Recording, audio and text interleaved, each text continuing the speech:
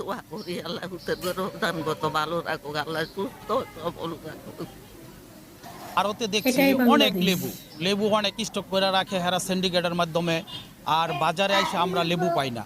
আর লেবু বাজারে দেখি যে 120 টাকা হালি লেবু।